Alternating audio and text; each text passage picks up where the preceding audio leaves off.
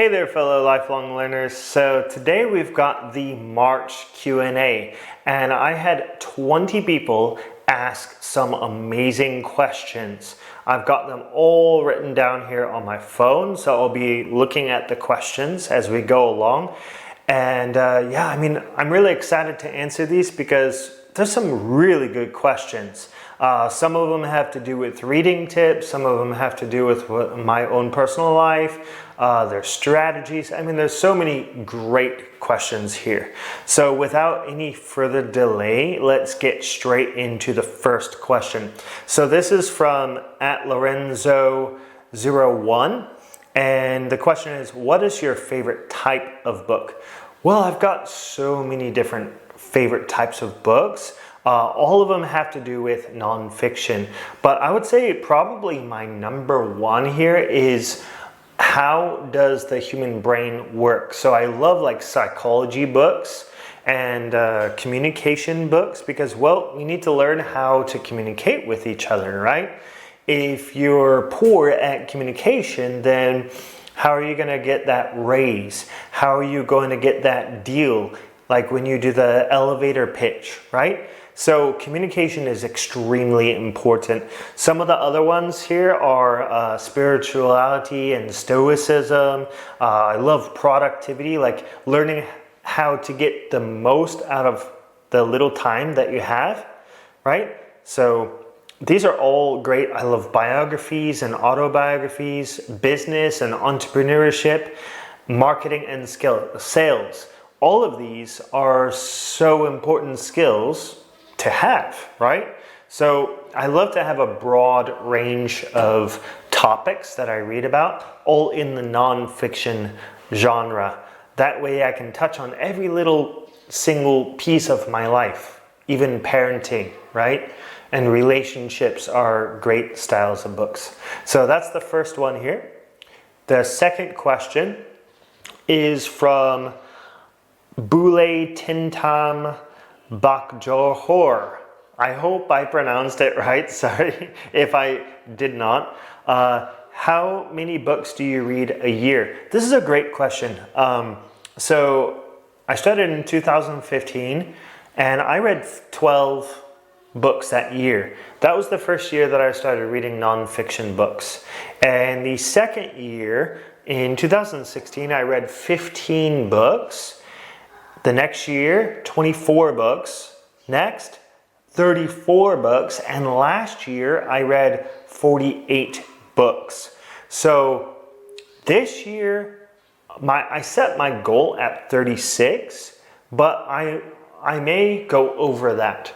The thing about goals for me, for reading goals, I'm not necessarily focusing on the amount of books that I read. I'm focusing on the quality as much as possible. That's really important, right? To focus on the quality. So if I go over 36 books, great. If I make it to 52 books, fantastic. What am I going to do with that knowledge? I'm going to try to apply it in my life. I don't want to waste 10 hours of my life on a book that is not so good, you know? So I need to be very careful about the books that I pick. And that's same goes to you, you know? Be kind of picky, be wise about the types of books that you pick. Okay, so moving on to the third question here. This is from Library Mindset, and it is, how did you get started with this page and how is your journey going? Well, as I mentioned just a second ago, I started reading nonfiction books back in 2015. And you probably, if you've been watching some of my videos, you probably heard this before, but Second Chance was the first self-help nonfiction finance book that I read by Robert Kiyosaki. And this book was really cool. It got me started on my lifelong learning journey. It got me pumped up to continue. And ever since that point, I continued to learn and grow. And I wanted to somehow share with people. So I started sharing the reviews on Facebook actually in 2015. I just typed up a little review and posted it on Facebook, and I also got a free blog at blogspot.com and just started typing, and this was nice practice for what I've built up until now, right? Got my own website and blog, and I still do blog on there, not as much as I should, but yeah, so I just type up reviews just so that I can share with people. And then in 2017, I started my account with BookMattic on Instagram. And that's when I really started to get into books like heavily. And if you remember back to the previous question, 2017 is when I read 24 books. So I started reading a whole lot more at that time.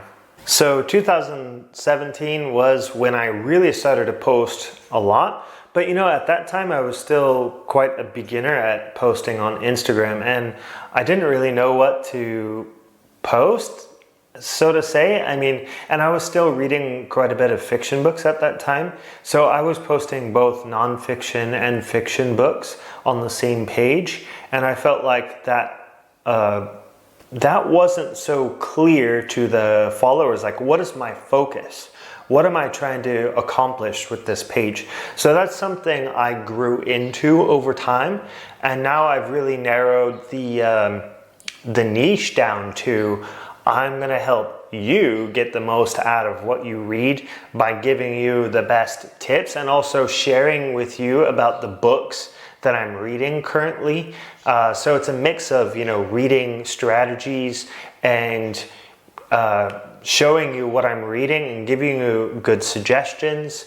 And, you know, not everyone will get the same out of the same book, you know.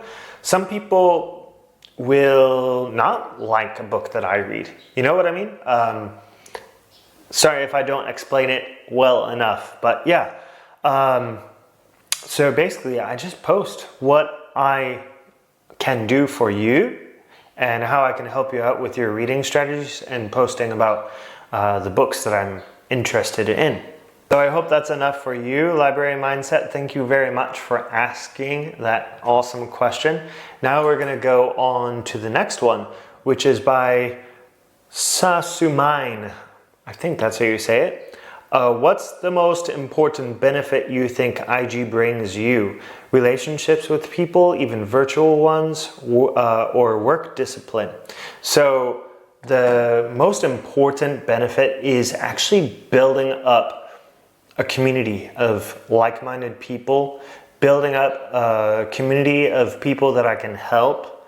And just like there are some awesome nonfiction bookstagram profiles out there, like Book Thinkers, Library Mindset. Some people are newer to the game. There are a lot of people that have been around for a while, and it's crazy to see how some accounts grow quicker than others, and then slow down. I mean, it's just such an awesome community because, well, we're all here to help each other out. We're all here to get the most out of what we read. We're all here to give good suggestions, right? We're here to not just, you know, I have the most followers, like not to brag, right? We're here to really help each other out. And that's the most important aspect of having an Instagram profile. Even if it's a personal one, right? You're there to grow as a community, to stay in contact with friends and meet new people that maybe you even haven't even met in person, and that's okay, right? Maybe you can meet them in person in the future, right? So this is such an awesome platform to build up connections. And also, you know, you never know, you could turn this into like a business partnership. You could, you know, start becoming an influencer. I mean, Instagram has so many different possibilities. And the way that I picture it is, it's like a branch of the tree, right? So the foundation is where my website is, right? BookMattic.com. And then you got all these little branches like Instagram, Facebook, YouTube, Twitter, and so on, right? You got all these little branches: public speaking engagements, workshops, online course. So all these branches are there to help grow your tree. So I hope this is a nice visual for you, and you can see, actually do not make Instagram your foundation. If you're trying to build some sort of business, make your website your foundation, right? That's where everything sprouts off from. And then when you work into Instagram, when you go in there and make connections with people, right? That's, yeah, I mean, it's another like home base, but it's not your main home base. So I hope that makes sense. It's a little bit of a tangent, but yeah, it's still important to know. Oh yeah, and there was one other part of the question here, or work discipline. So here's how Instagram helps me to keep motivated. Well, anytime I wake up in the morning, I really feel like checking Instagram. I know that it's not necessarily the best thing to do right straight in the morning, but sometimes I get so tempted to do it because I want to like reply to messages, reply to comments, because I want you guys to feel like I'm here. I can't be here 24/7, every week or whatever, but I'm here. I'm here as much as I possibly can be to answer your comments and answer DMs, right?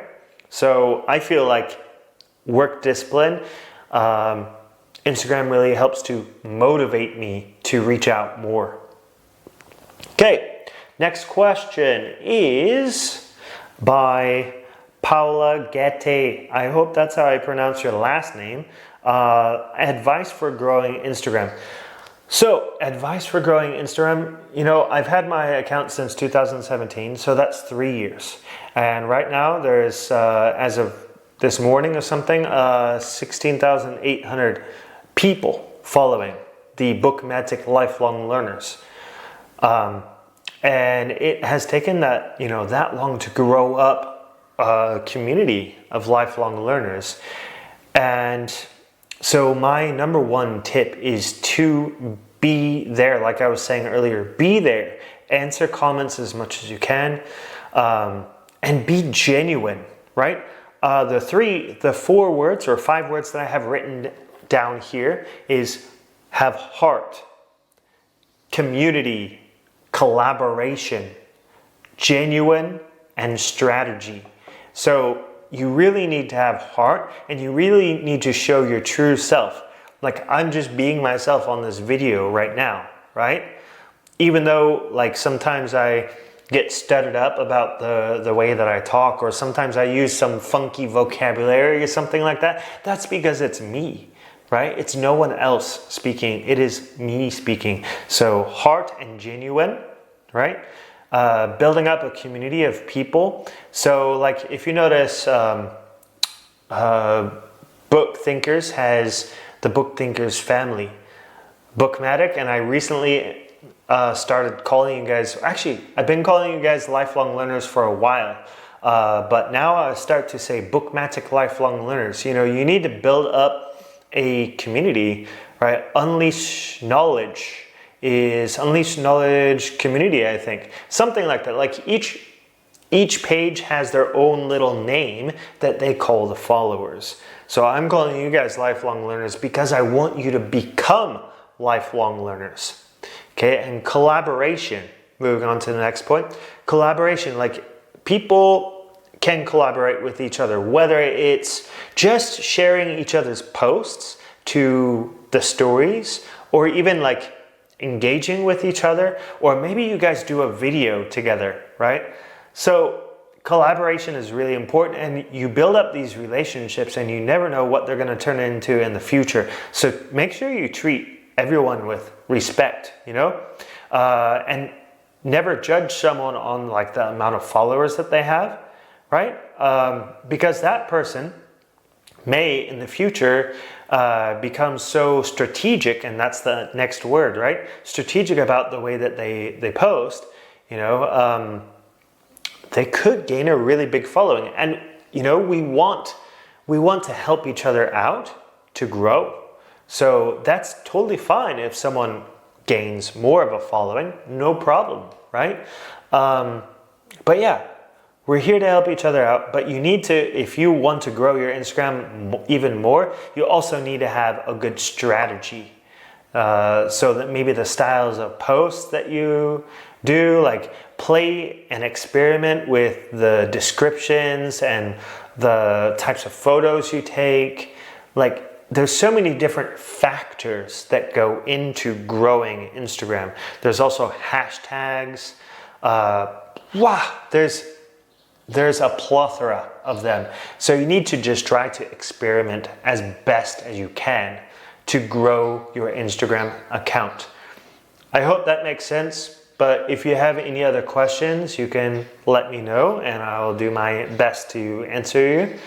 Just DM me or comment on this post and we can have a further conversation about it. Okay? So next one is number 6. Being.bookdragon asks how to stop comparing yourself with others. So I have a great book suggestion for you to help you stop comparing yourself with others, and that would be The 4 Agreements. So, and also The Man's Search for Meaning. Both of those have the same aspect of whatever else someone does, whatever they do, you cannot control.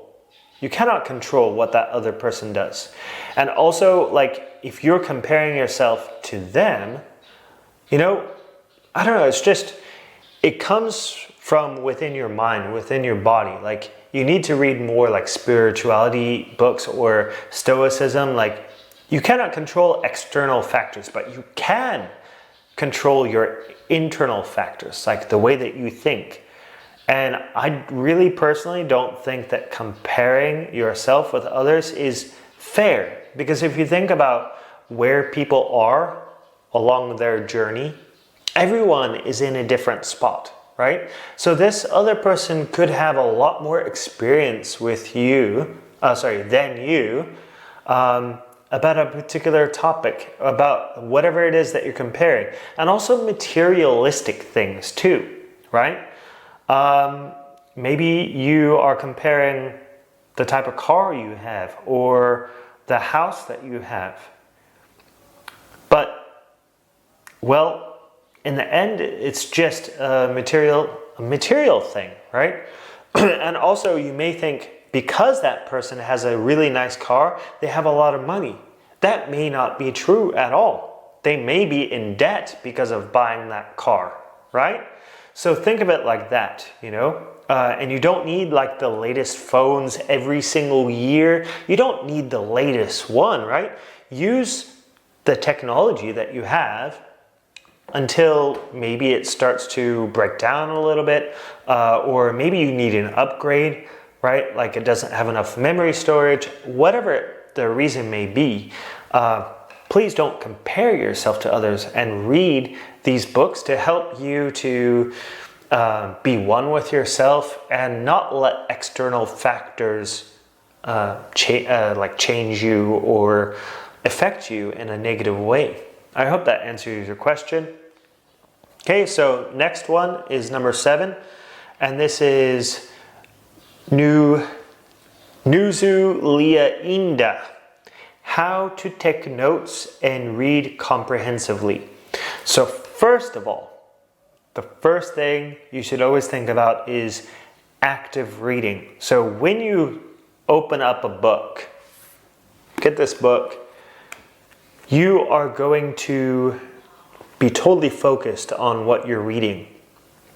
Totally focused on the words on the page, and you make sure that you have your pen with you. That way when you're reading, you can underline And I personally just use a pen. A lot of people use highlighters as well. But personally, I use a pen because, let me tell you why. Let me find an example here.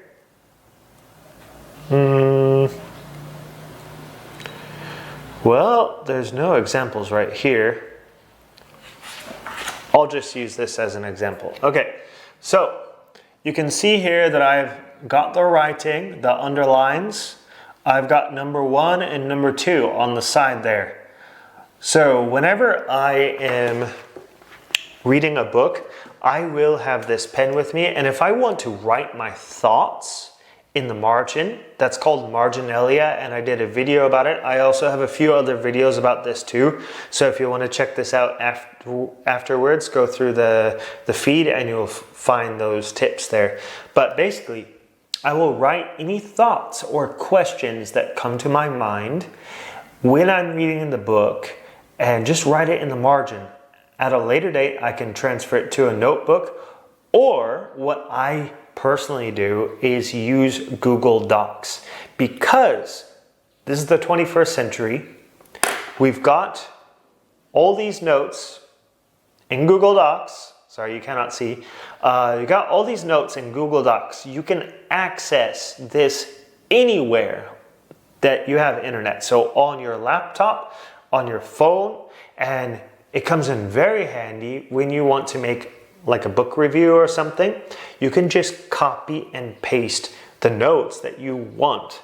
And at a later date, you can also scroll through these notes and try to remember the main takeaways that you got from the book, right? So it's a really, really, really handy way of taking good notes and keeping it a place where you have access to it at any time. And by the way, these tips go into much, much more detail in the 6 Principles of Lifelong Learning online course.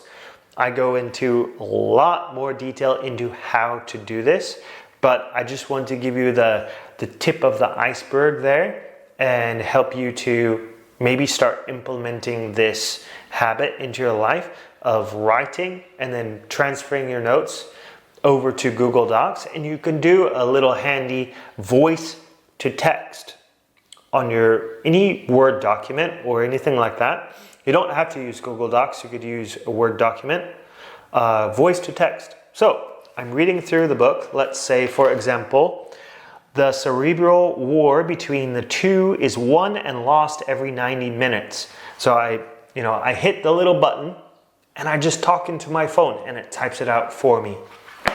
Very quick, very efficient. You can even do it while you're reading. And yes, maybe it slows you down a little bit, but it's more important to get the most out of the book than it is to try and read the book quickly, right? It's not a competition of how many books you finish, right? It's more of diving deeply into the book and getting that information and making it stick in your brain. That's what you really, really want. Okay, so I've gone on quite a bit about this, so I want to try and move on to the next. Question number 8 is by Ingrid K. I think that's how you say it. And how can I really understand the book that I read and memorize it? So this is similar to the previous question, so I don't need to go on too much about it. But when you're trying to understand the book, like if there's any phrases or something like that, if English is your second language, phrases or words that you don't understand, so yeah, you can look those words up, but try not to let those aspects stop you from finishing the book. Because every time you come across a word that you might not know, maybe you can highlight it, maybe you can keep it in a separate document, and then at a later date you can go back and try to study those words if it does not impede your understanding of the sentence. Okay, so there's the first thing right there. And the second thing right there is, now, you want to try and remember the takeaways, right? So one of the best ways to try and remember is by doing. So you come across a takeaway and you try to immediately apply the takeaway. So example, in Atomic Habits, when you have the habit stacking and temptation bundling, which is where you take your habit that you need to do, and then you maybe stack another habit on top of that you need to do. And then at the last, you have something that you want to do, like watching a movie or relaxing or whatever it may be. So you're stacking these habits, and then you have the one that you really want to do. So you practice this, you implement it right away, and you try to make a habit of it. That will help you to remember what you read. Also, taking efficient notes, like I mentioned previously. So if you're not taking efficient notes, then you may not be able to remember what you read, which also brings me to taking the main takeaways from the book. Those are the ones that really are going to make a bigger impact in your life. So when you're reading the book, underline a phrase that you think is good, but if you think it's really good, then put a star right next to it. That way you're like, wow, this is something that I think I can apply in my life. Later you can go back, you can look for the stars. That will signify that this is a takeaway I really need to apply in my life. Go back, do it. Okay, and then it's a cycle, right? Once you make one of those takeaways in the book a habit, after 30 days, after 60 days, then you can move on to the next one. So it's like building blocks. Books are like building blocks, right? You take a step, you move on, you build up, you take another step, you put more books down, you read more books, you get more information in your brain, and you build up these steps. You reach your goal, you make a new goal. SPAR, study, plan, action, repeat, the 6 principles of lifelong learning. That's what this is right here. Building blocks to reach your goals, to get your success. The only way you can remember what you read is by taking efficient notes and actually applying what you read, making it into a plan and applying it and practicing it and making it a habit. Yes, excited about this. All right, so I hope that answers your question there. So, going to move on to the next one. And this is by Anissa Ulfa FL. Have you ever listened to podcasts or audiobooks? What's your thought about them? So, I have not listened to podcasts, to be honest. Not that I don't like podcasts. If a podcast catches my interest, like someone that I really love, like James Clear has a podcast, or a guest, then I will go and listen to that, right? But I don't actively listen to podcasts, okay? But I do, however, actively listen to audiobooks. Whenever I'm doing a mundane task, like driving or washing the dishes, I will listen to an audiobook because I can do these mundane things while I'm still gaining knowledge that I want to implement in my life. What I really like to do though, when I listen to audiobook, which it makes it really hard to do if you're like washing dishes or driving, is take my suggestion that I had earlier is the Google Docs.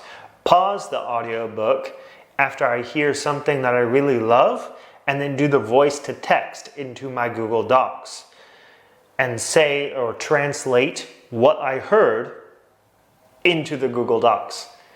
That's what I usually do when I listen to audiobooks when I'm sitting at a desk or in a safe place, not washing the dishes because my hands are wet, and not driving because I'm driving, right? So if you want to take full advantage of the audiobook, then I recommend trying to listen to it in a place where you can take notes. But if you're driving, it's a good use of time, because otherwise, if you're not listening to an audiobook, then you're either listening to music or you're doing nothing or you're having a chat with the passengers, right? So it's a really good use of time. And going back to podcasts and audiobooks, yeah, they are all very good. If I could, or maybe I will, listen to podcasts more often, because I know there's tons of value in podcasts. There's tons of value from the creators out there. So yeah, I hope that really answers your question, and thank you so much for asking. All right, so now on to question number 10. Let's see. It's by Arb Official.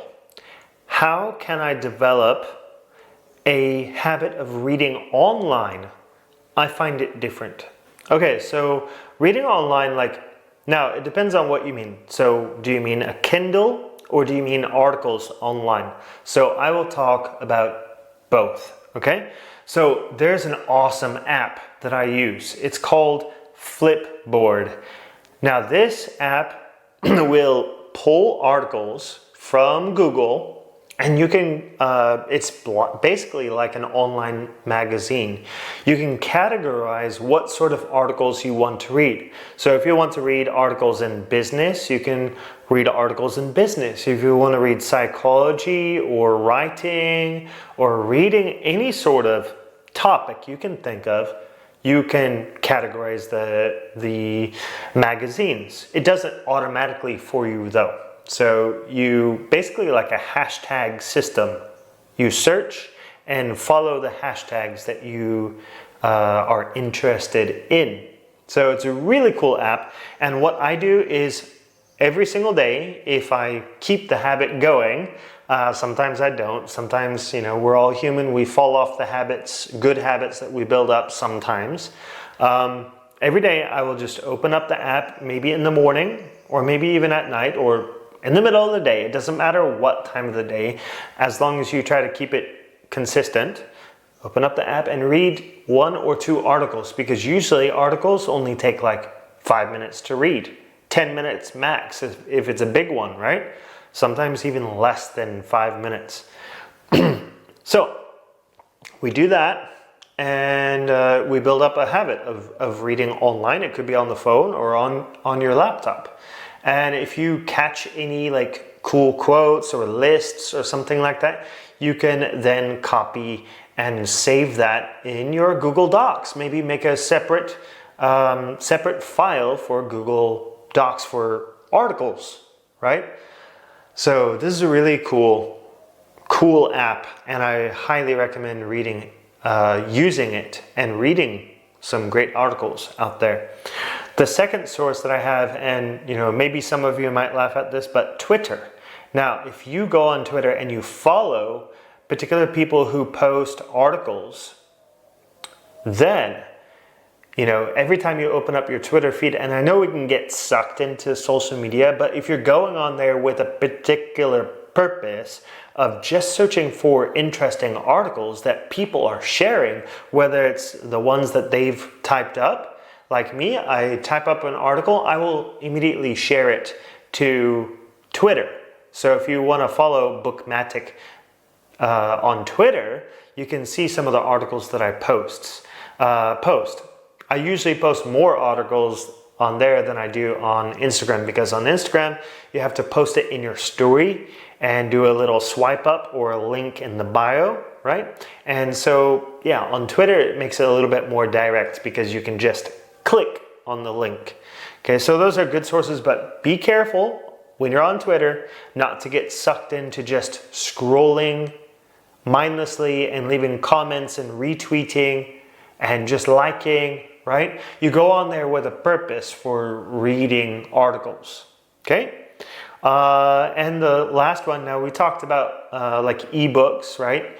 I wasn't sure if you meant ebooks by saying reading online.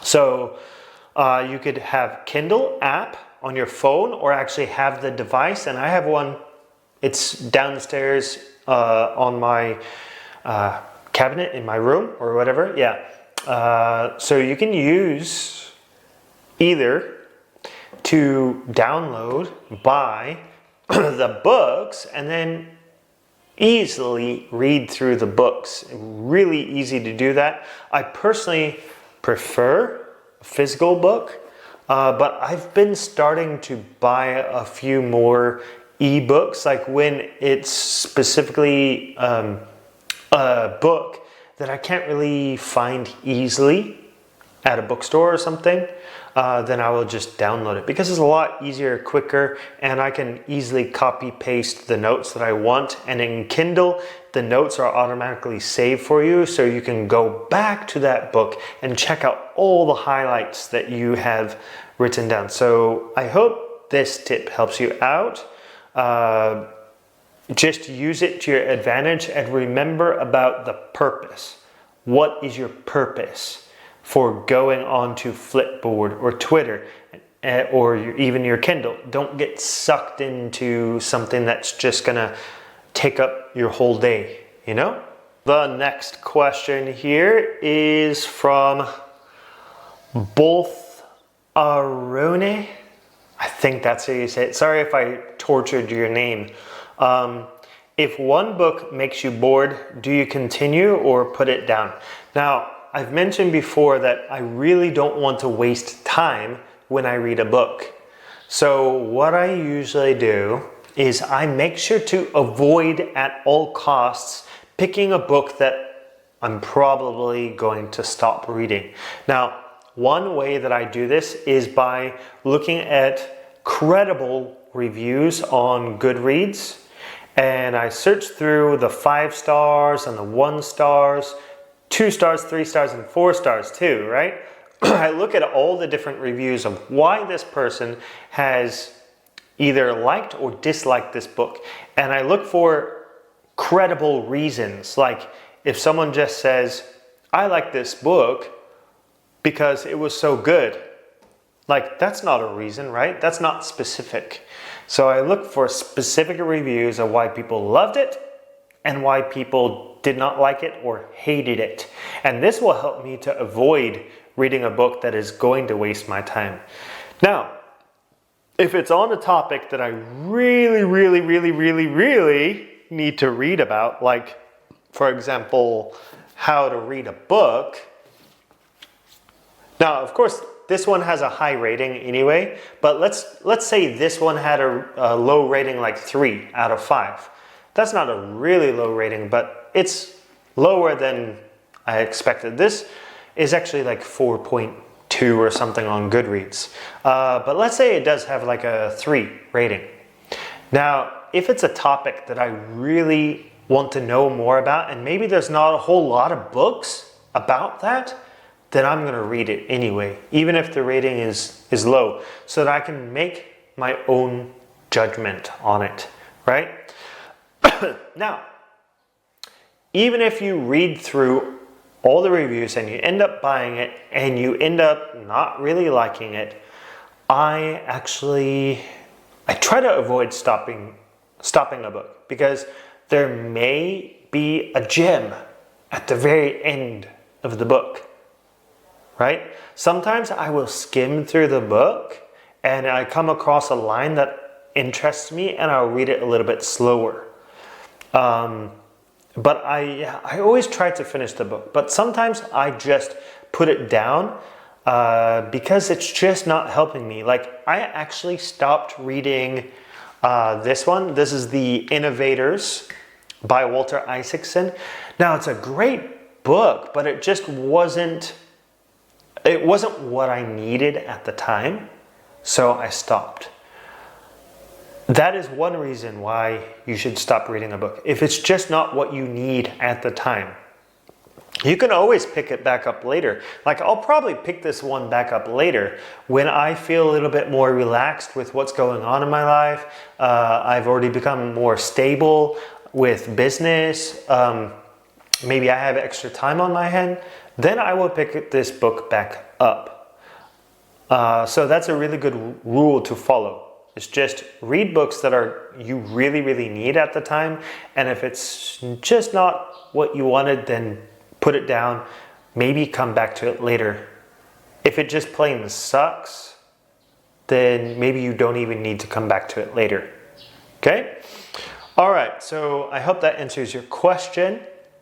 And we're going on to question number 12, right?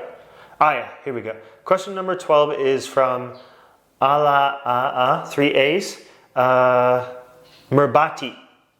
How many books have you read about the brain? Which one is the best and why?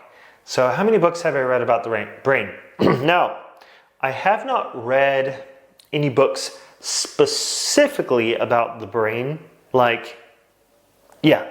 the brain, but I have read several books that include a lot about the brain, like Persuasion, right? If we learn how to persuade people, we're learning about the brain. We're learning how the people think. Another book is like Thinking Fast and Slow. I listened to the audiobook of that, and that is a lot about how we think, right? So if we're talking about the brain books, then yes, I've read several like that. So one example is like Why We Sleep. This is, it talks a lot about the brain. It talks a lot about the memory.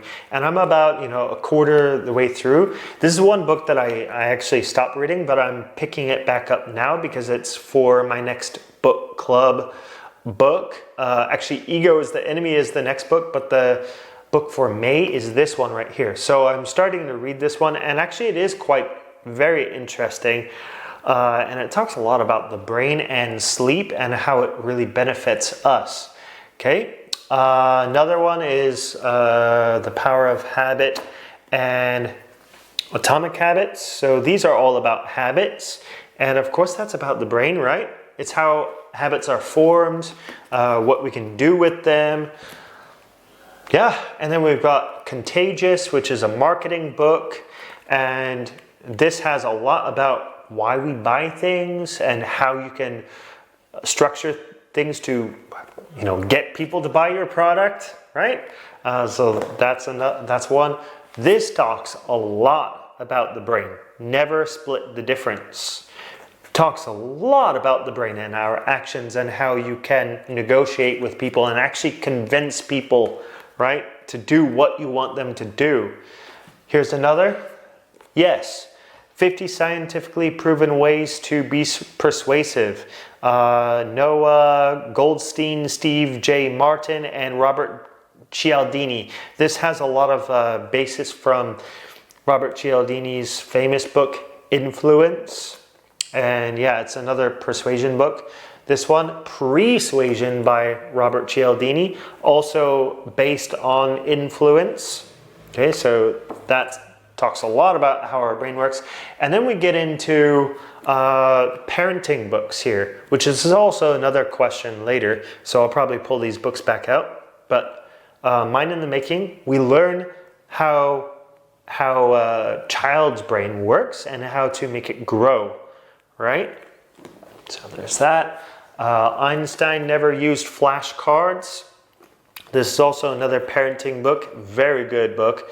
Much better than this one, Mind in the Making. This is fantastic. And I accidentally left a book that I wanted to show you downstairs. It's by, what is it called? The Book You Wish Your Parents Had Read and You're Glad That They Did, something like that. Yeah, and your kids will be glad that you did.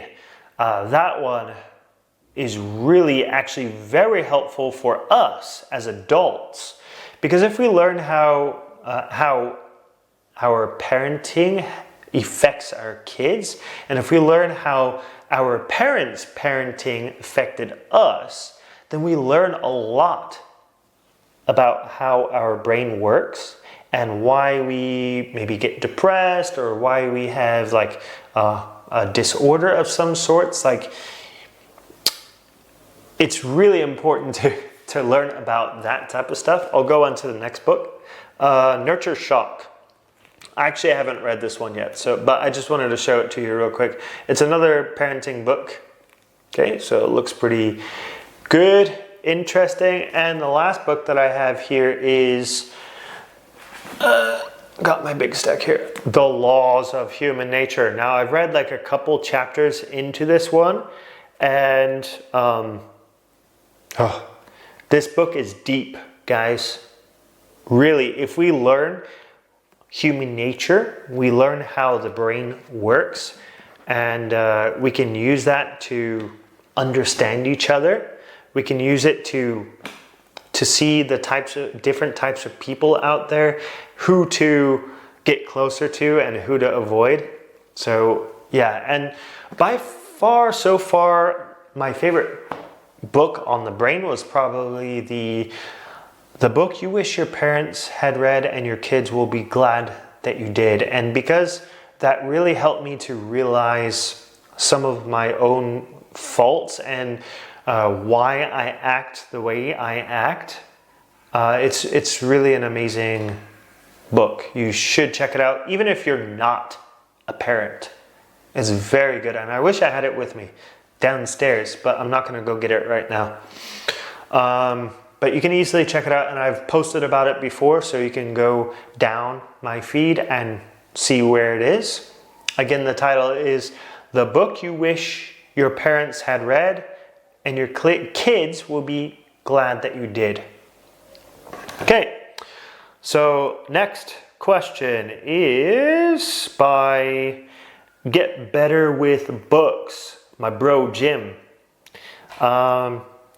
How have you been able to balance? Oh, sorry, that's the next question. How has reading affected your parenting style? Okay, so this kind of related to the last with the brain, but I already showed you my parenting books here.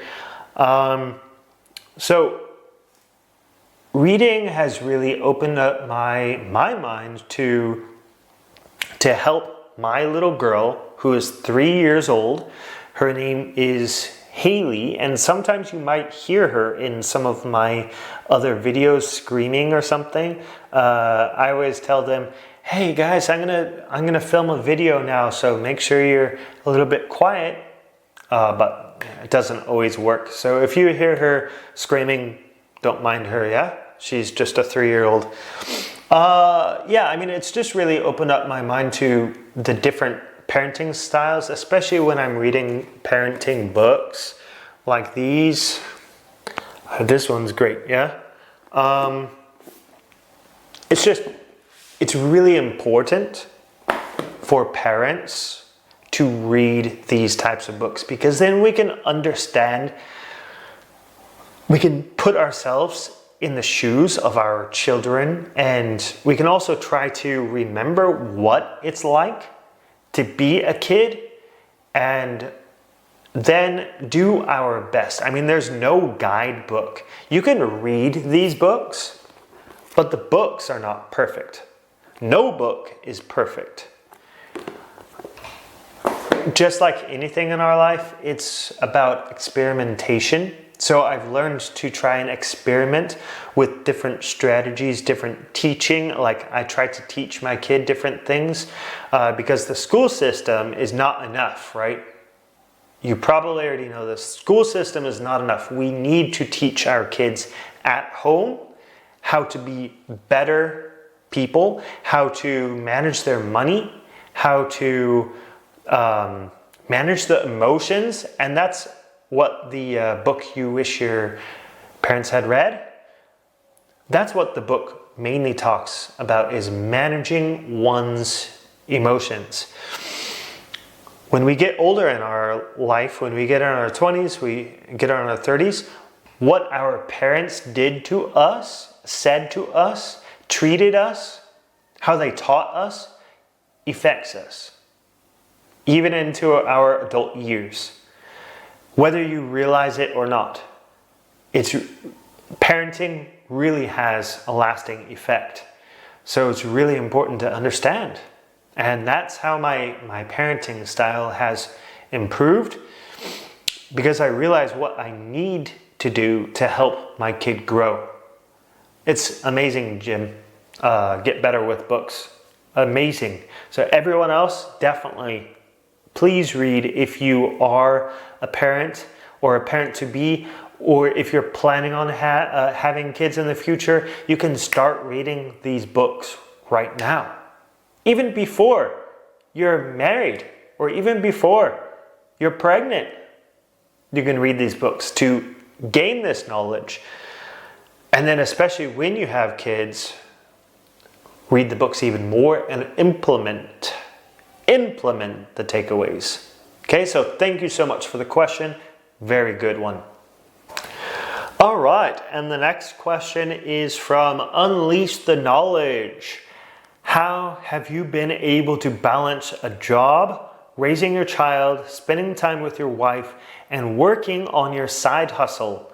Is there one area that you have had to reduce the time you spend on it? So this is a really good personal question, and it's also a very useful tip for you guys out there that have families and kids. My major thing that I do is time blocking. And if you read Deep Work by Cal Newport, you can learn a little bit more about time blocking. But even before I read that book, I was blocking my time. And after I read that book, I blocked it even more, and I got more productive work done. So that is the trick. It is time blocking, setting your priorities. Because like you said, I have a job, I teach at a school, I have a daughter, I have a wife, I have other things to do. So I have to block my time, right? And honestly, it also, not just time blocking, but it takes consistency. It also takes a whole lot of perseverance and grit. Because I have to work on BookMattic, because reading is my life. Outside of family and outside of my job, reading is my life. So during this COVID-19 and staying at home, I have a whole lot more time that I can focus on BookMattic and also my family. So usually my typical schedule during the COVID-19 lockdown is like I will start working on my online course and content, things like that, maybe around 11ish, and I will get done at about 4 or 5. So that means I'm working for, several hours. And before 11, I work a little bit on my school stuff, preparing some assignments for my kids, doing some calls, video calls with them, conferencing. So after 4 or 5 p.m., I will then spend the rest of the night from 4 or 5 up until 10 or 11 when we sleep. So it's like, breaking up my time into blocks. And, part of that time is also reading. And so really it's blocking, perseverance, consistency, because during a regular time when it's not lockdown, I have work from 7 to 3 p.m. Okay, and then I come home and I spend a few hours with my family, like 3, 4, 5, 6, 4 hours, something like that. And then I will work on BookMattic for 2, 3 hours until like 9, maybe 10 p.m. So 2 or 3 hours to do all the stuff that I do with BookMattic. It takes consistency and persistence, because I'm not going to be able to get everything done at one time, right? It's gonna take a whole lot of work and effort. So if you're in the same situation and you've got a family and you've got a job, but you want to do a side hustle, it's gonna take a lot of work, a lot of time, spread out over a very long time to get done what you want to get done, because you only have 2 hours per day to work on it. Okay? So that's my advice and that's my answer to the question. I really appreciate you asking this, because then I can talk about it, you know? So appreciate it, yeah? Next question is, oh yeah, and sorry, the second half of that question is, have I had to reduce something? Yeah, I sacrifice my free time, like going to hang out with friends.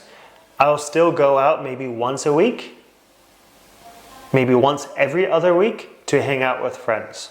Just one day a week. And also I sacrifice like watching movies, because I love movies, but I watch a whole lot less, except for now because of the lockdown. So I'm not gonna, of course, spend all my day working. I will spend time with my family. Maybe my wife and I will watch a movie together. So I do have a little bit more time replaced during this time, but during regular schedule time, I rarely have time to just like relax and watch a movie. There is one day a week where I do relax, because I think it's important to have that time to relax, especially with family, because family is one of the most important things. All right, question number 15 is from Pick Your Habits. How much time on average does it take you to create a video post? Do you usually achieve the final result we see in the first shot, or you edit it? Okay, so it depends on, of course, the length of the video. So like this one is going to be really long. I don't know, as of recording, I don't know how long yet. Could be like 45 minutes, because I'm answering 20 questions. But a regular post that you see, a regular video post that you see, could be between 2 to 10 minutes. So there's that time, plus maybe about 20 minutes editing, plus about 20 minutes on writing the description and hashtags. Could be a little bit less, 10 to 20 minutes maybe. And then 30 minutes to 1 hour or more after I upload it. Then I engage with people, comments, reply to DMs, whatever it may be. So I'm spending a total of 1 hour and 40 minutes when I make one video. And then again, it does depend on the length of the video itself. 1 hour, 40 minutes plus engaging, filming, editing, all the stuff that goes into it, right? And also, do I usually achieve the final result in the first take? Lately, I have been just filming the videos straight up and no editing, except for editing off like the first part where I'm turning on the camera, of course, and turning off the camera. So yeah, I only edit very little bit of the video. In a long video like this, I will do it in clips. I will only do it in parts. So I'll film one part and then turn off the video, film the next part. So when I go to edit it, I just have to paste all the clips together. So yeah, those are the two ways I do it, and that's how long it takes me. Okay, next question here is from Timo's Notes. Hey Timo. Okay, so what's your favorite way of learning, and what are your general thoughts on learning, not from books, but from online courses, seminars, coaches, and etc. Okay, so my favorite way of learning, of course, is through books. I'm not going to talk too much about that because I already talk about it a whole lot. You can really gain a whole lot of knowledge from the books that you read, and they're so well researched. So I think books are one of the best ways to learn. And you know, reading has been around for thousands of years. Writing and reading has been around for thousands of years. It is the oldest form, basically, except for like mouth-to-mouth storytelling, right? It is one of the oldest forms of learning. So we really have this like basically natural desire to read and learn from what we read. Reading is the best way, in my opinion. But when we take online courses, those are a great like stepping stone, right? When we read a book, we can only get up to a certain level. And then when we try to go beyond that level, sometimes we get stuck. We get on this plateau and we need someone to help us, someone with more experience. And that's what online courses and coaches are for. It's because those people are the expert at what they do, and they can help you get to the next level by guiding you and letting you do what they don't tell you step by step, but they give you the pointers and point you in the right direction so that you can take the action on what they help you to do and then give you feedback, right? So online courses and coaches and mentors are all fantastic. And if you ever get to a point in your life where you feel like you're on a plateau, search for an online course, search for a mentor. Search for someone that can help you get to the next level. It is well worth the cost if the person is credible, right? You need to do research about the person before you decide to take a course from them or before you decide to hire them as a coach or whatever. Because if you hire a coach or take an online course from someone that is not credible, they don't have the knowledge, they don't have the experience, then you're probably going to be taking a course from someone maybe at the same level as you, or a course that will just be fluff and won't actually teach you the practical advice. So this is a great way to grow. Books are stepping stones, and coaches and online courses will help you to go beyond that plateau where you get stuck. So thank you so much for asking that question. All right, now on to question number 17. This is by Book Thinkers. My bro, Nick. All right, what are the top 3 things you miss about living in the US? I'm from Portland, Oregon. And what are the top 3 things that you don't miss? So the top 3 things that I miss, well, one is big bookstores. I mean, like going to Borders and things like that. I mean, those are, so cool bookstores to go to and just easily accessible. Because I love actually picking up the book and taking a look at it, because you can look at the index, you can look at the table of contents. Whereas, ebooks, it's a little bit harder. Sometimes I guess you can preview sometimes. But I miss that. And then also the traffic. In Portland, the traffic is not so bad. I know if you go to a city like LA or New York, I've heard really bad things about it, and I've experienced it as well. But other than that though, in Portland, traffic is no problem. Here in Indo, it's always a problem. The road, the infrastructure, the way that the road is built is really bad. And also maintained, not very well. And people drive like crazy. In the US, you might say people drive crazy, but if you haven't been over here, then when you travel over here, you will know exactly what I mean. And I've heard, in Vietnam or India or something like that, it could be even worse. So I miss the infrastructure, the very fast speeds of the freeway in the US. And also, I miss having my family. I miss my parents, and I miss my really close friends. Because in the US, I feel like I've been able to build up like stronger relationships with people. And maybe that's partly because I spent 26 years of my life in the US. Whereas here, I've spent almost a decade. It's been 9 years so far since I've been here. But I just find that it's really hard to build up like really close connections. Not saying that I don't have any, but it's just harder. And maybe that's a cultural difference and maybe a language difference. I mean, I can speak Indonesian, but it's not fluent. So for example, tapi aku bisa bicara bahasa Indonesia, tapi gak terlalu lancar. Kalau kita ngomong tentang topik yang susah, aku gak bisa.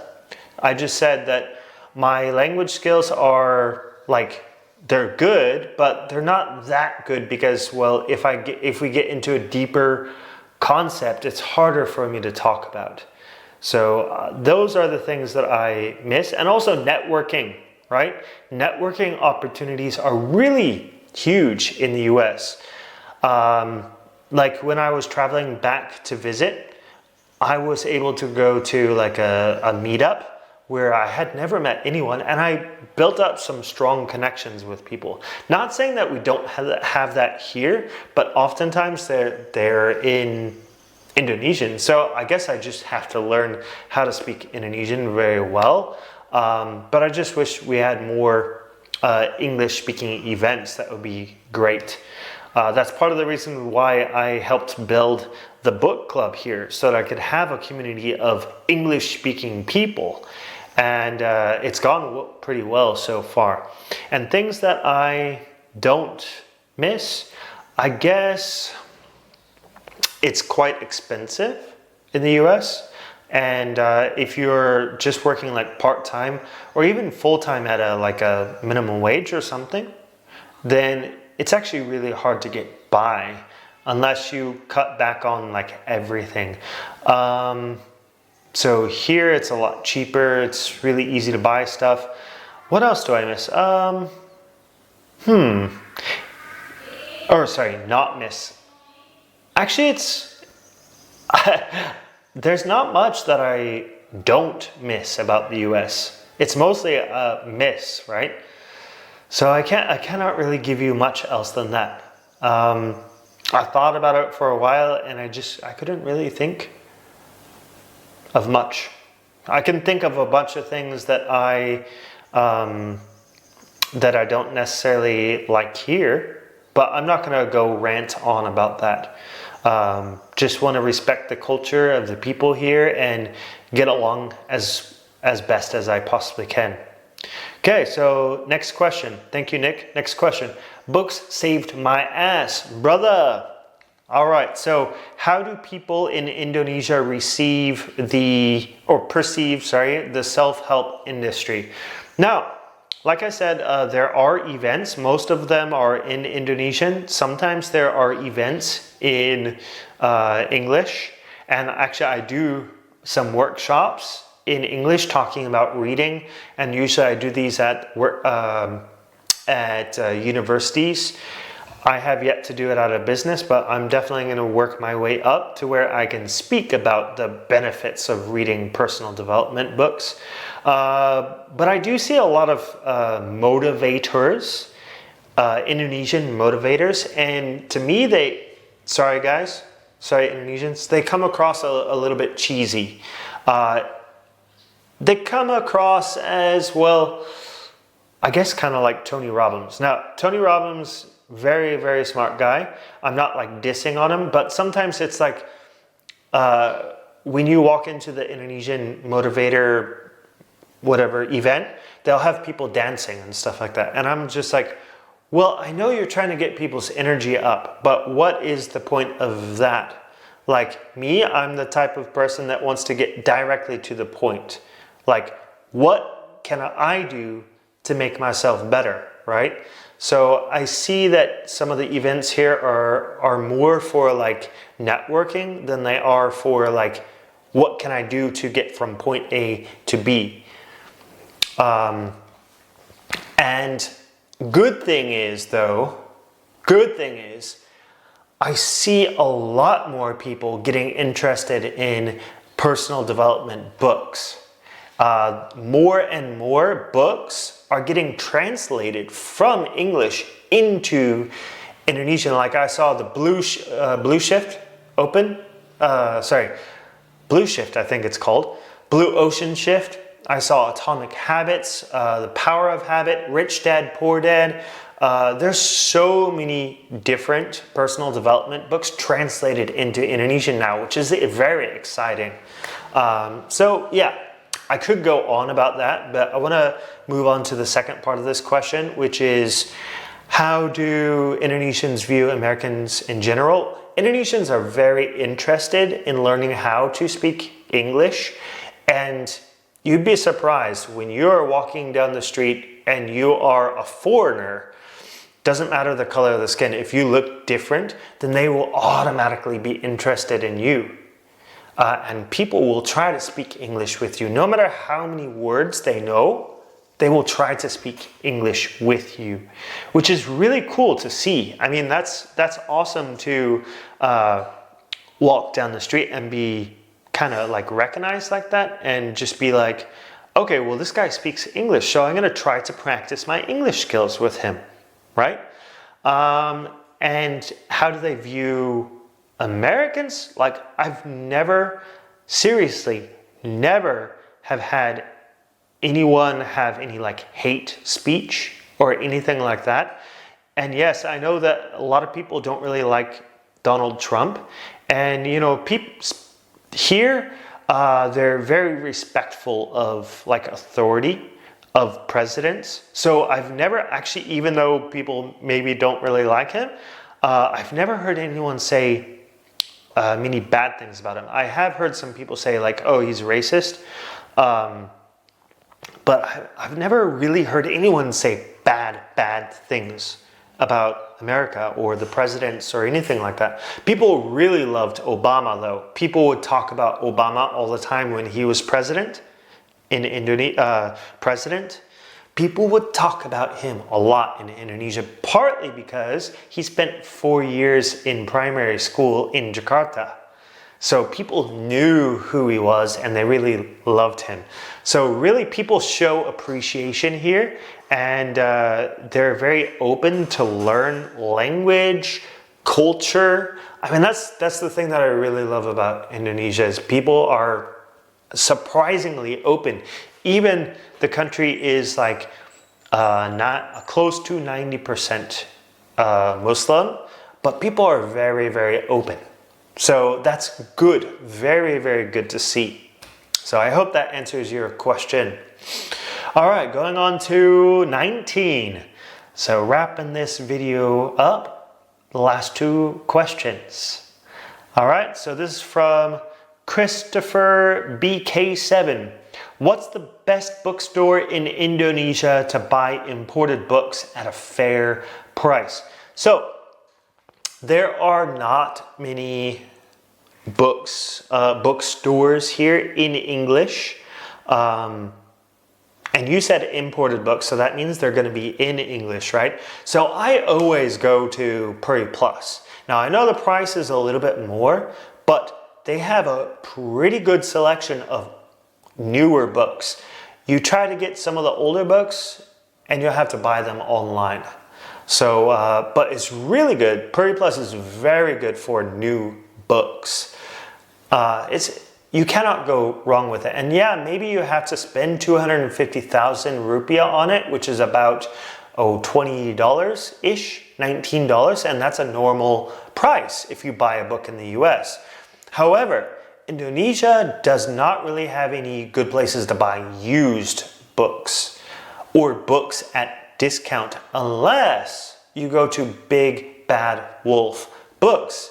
For those of you that are living in Southeast Asia, Indonesia, Malaysia, Philippines, you know probably about this. Big Bad Wolf Books happens for like 2.5 weeks, maybe 2 weeks, one time a year though. That's the problem, is it only happens one time a year for 2 weeks. So stock up when you go there because you're only going to have to spend between 70,000, maybe 60,000, like $5, up until maybe 100. I think the most expensive one I saw was like 125,000. That's about $10, right? So $5 to $10, really good grab. Okay, So I hope that answers your question. Oh yeah, and also I do have some online resources here. You all know about Amazon.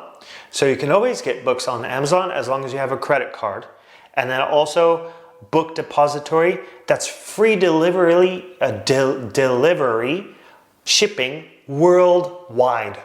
I've ordered from there, and yeah, you don't have to pay shipping. So sometimes that's the cheaper option. So compare the prices. Hopefully you have a credit card, and then you can get the best deal. And then also PurryPlus.com has their online store too. So don't go wrong with that. You know, check Purry Plus, check Amazon, check Book Depository, and see which one is cheaper and order. Good thing about Purry Plus though is you don't need a credit card. So if you don't have one, you can buy through there. Okay? All right, and last question is from my brother, Habit of Reading. Where do you see yourself and this page 2 to 3 years from now? Great question. And that's why I picked it to be the last one. Okay, so BookMattic is something that I've been growing for 3 years now since I started the Instagram, 2 years since I started the website. You said this page. Well, anyway, I'll just talk about the BookMattic brand in total, right? I've got the YouTube channel, which I also started 2 years ago, and all the other social medias. I mainly focus on Instagram and my website and YouTube. I focus on those three, building those up. And I told you about the online course, the 6 Principles of Lifelong Learning. So I'm going to get that thing up and running. That way I can help those who need help to better themselves, to get better at taking what you read in these books and applying it in your life. Taking those solid concepts and putting it into a plan and taking action on it. So I'm going to get that course up and running in the next month and help people out with that. Continue growing the BookMattic Lifelong Learners on Instagram. Get up to 50,000, you know. It doesn't necessarily matter about how many people. I really just focus on providing you the best quality content as I possibly can, so that way you can better yourself through the books you read. Okay, that is my main objective. Get the online course up and running, grow Instagram, grow YouTube, maybe monetize YouTube later when it grows even bigger. And also, I would love to create some accountability groups and run those as an addition to the online course. So we meet daily in our group and we chat and we work on specific goals to get you where you need to go. So I have a lot of things that I'm building up here. The main focus is the quality and being able to help you get the most out of what you read. So I hope that answers your question. Continue writing on the blog. Just continue doing what I'm doing and adapt and experiment, right? Because I cannot predict the future. All I really can do is work on what I'm working on now. That way I can have a better future. And I hope that this is an inspiration to you. And if you have any sort of questions for me about how to grow your Instagram, what sort of side hustles you should start, or what sort of books you should read, I can try and help you out with that as best as I possibly can, especially when it comes to the SPAR framework. Study, plan, action, repeat. Okay, that is the core of the online course. So if you have any questions about it, you let me know and I will do my best to help you out. So if you're watching this on YouTube, make sure you tap that subscribe button. I know it's been a long video, so if you're still here throughout the whole video, thank you so much. Thank you so much for being here. Really appreciate it. And if you're watching this on Instagram, then make sure you follow. And I will share this out to other platforms like Facebook and LinkedIn. And just connect with me on any sort of platform. Also subscribe to the the newsletter, because I will be uploading some blog posts and very helpful content for you. So let's work together, let's grow together, let's succeed together, and let's read deeply so that we can become better people and help the world become a better place. Thank you so much, and I will see you next video. Bye. Thanks for watching, everyone. Make sure to like, comment, and subscribe for more videos like these. Also follow my other social media accounts such as Instagram, Facebook, and Twitter for more valuable content. Thank you for watching again, and I will see you guys next time.